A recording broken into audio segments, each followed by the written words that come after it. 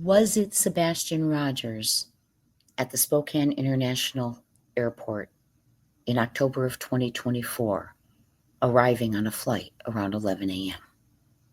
Was it Sebastian Rogers? Let's discuss it. This is Crime Time Buzz. Thank you so much for being here. We are here for entertainment purposes only, discussing a comment that was left in our chat regarding a person who believes they saw Sebastian Rogers arrive on an 11 a.m.-ish flight in Spokane, Washington in October. I will share the tip with you. We will look at the map, some of the sightings that I'm hearing about, including Oregon. It's all kind of in a general area. Is there an area of movement? Are there people in those areas associated with Sebastian somehow? Some of the areas we have found some associations.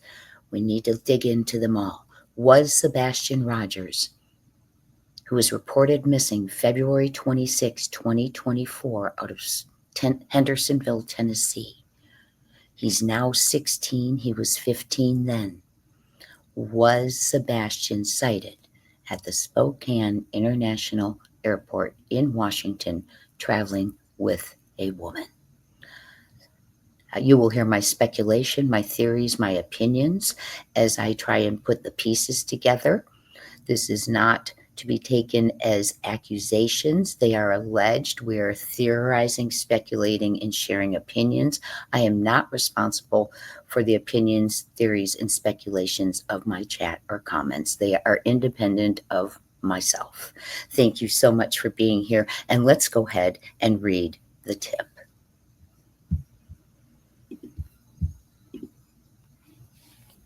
The tip says, I've said before and tried calling tip lines. That concerns me, but I'm certain that I saw Sebastian with a woman at the Spokane International Airport last October. They came in on an 11 a.m. flight. Boom. Okay, so let's break it apart for a second. She's tried calling tip lines. Okay, so I didn't know if she had made contact with tip lines. I reported this tip when I got it.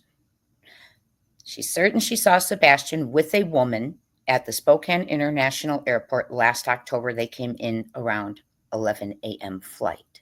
I did leave her some questions underneath her comment. Did she have a description of the woman? What was the date she was traveling that she saw him in October?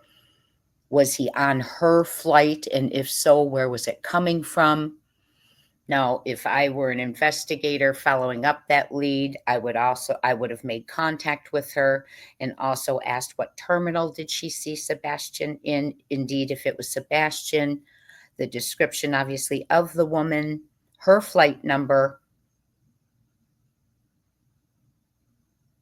as well as what a description of Sebastian. What was he wearing? Did he have a backpack? What kind of glasses? What was his hair like? That kind of stuff. Had there been changes made if indeed that was Sebastian? Was his hair longer? Did he have contacts? Those kind of things. But the nice thing is if this lead is followed, it can be taken to the airport. They can look into flight records, all of the above. Interesting, though, again, Washington comes up. So we have Spokane, Washington, that's come up to us. Seattle, Washington has come up to us. Sutherland, Oregon has come up to us. And also now another possible sighting in Washington that I will share with you in a little bit. This is the map, and I put in here some of the sightings and things that we have been reported to us here at Crime Time Buzz.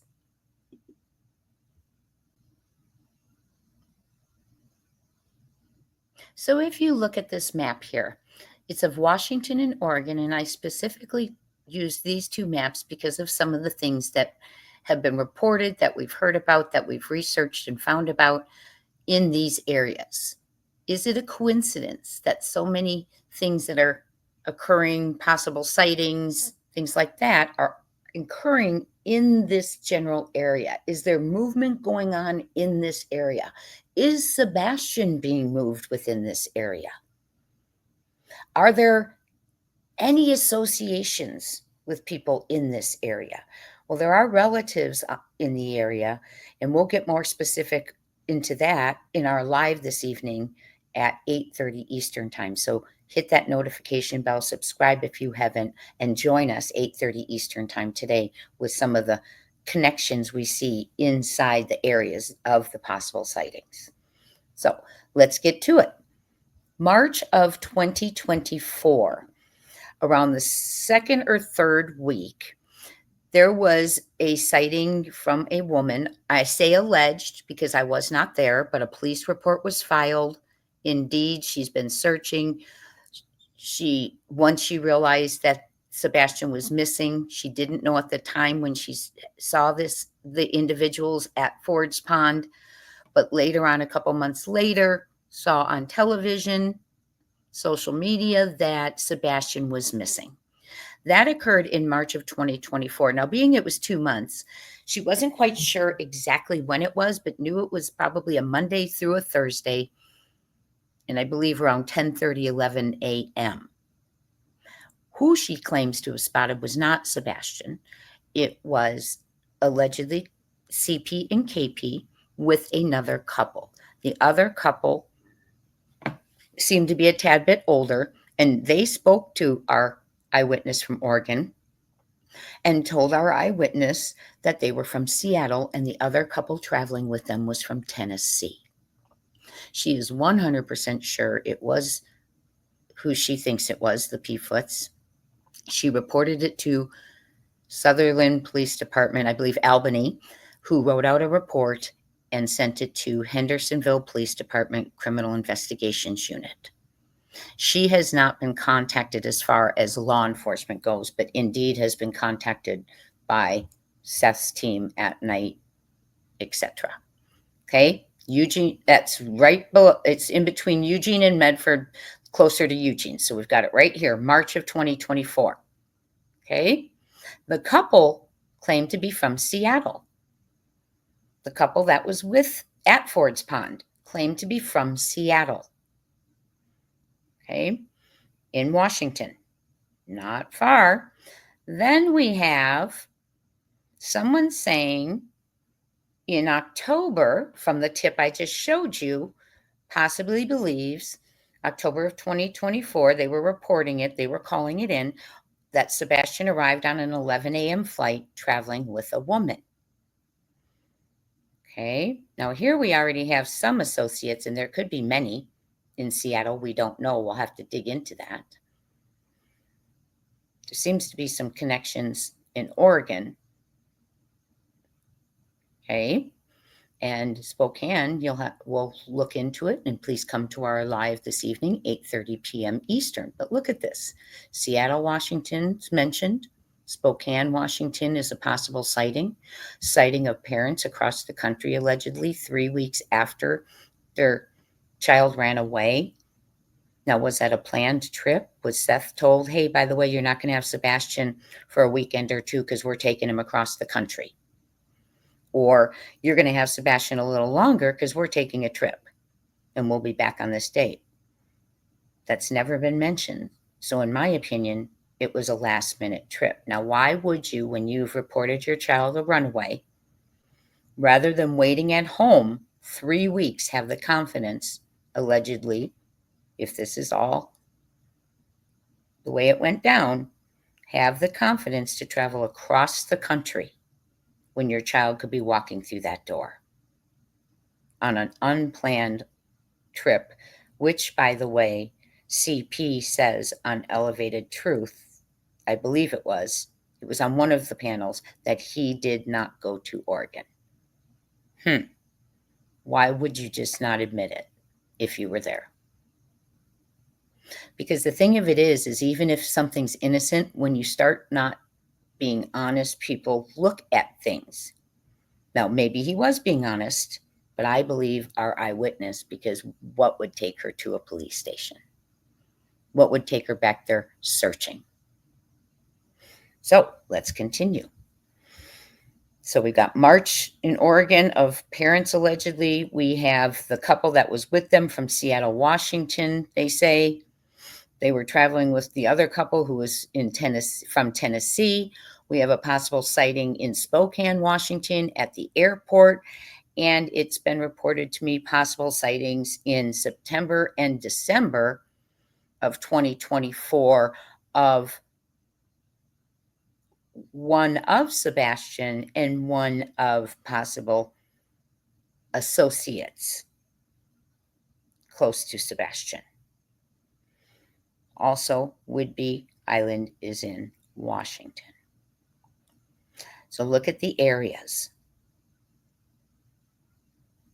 Could Sebastian be being moved? I find it very too much of a coincidence that the sightings being reported are in certain areas, right? They're in general areas where it's not, one in Pennsylvania, one in Arizona, one in Montana. The ones that have been brought to me are Whidbey Island, Ford's Pond, landing in Spokane, around each other in a general area. Well, just so you know, when I did find out about this tip, when this comment was given to me, I did look it up. Into Spokane International Airport, arriving from Seattle around 11 a.m., there are 3 flights, and they arrive to Seattle for Alaskan Airlines. Let's pause again. Is that a coincidence? Alaska has been brought up numerous times in this case. Seattle is where the people from Ford's Pond said they were from. There are connections, allegedly, in Seattle. Allegedly, we've heard a lot about Alaska. Is this all coincidence? Has this been followed and looked up on? I think it's important. Anything's important. They have to be followed, crossed off, even if it turns out to be nothing, right? So we are going to, was Sebastian at the Spokane International Airport last October? Did he come in on an 11 a.m. flight? Let's read the tip one more time. And don't forget to join us at our live 8:30 p.m. Eastern Time tonight, where we dive a little deeper into the facts, the maps, associates, and possibilities. Here is the tip, and thank you again for being here. I've said before and tried calling tip lines. That always bothers me, the tried calling tip lines. No excuse, in my opinion. They need to be answering tip lines. I've said before and tried calling tip lines, but I'm certain that I saw Sebastian with a woman at the Spokane International Airport last October. They came in on an 11 a.m. flight.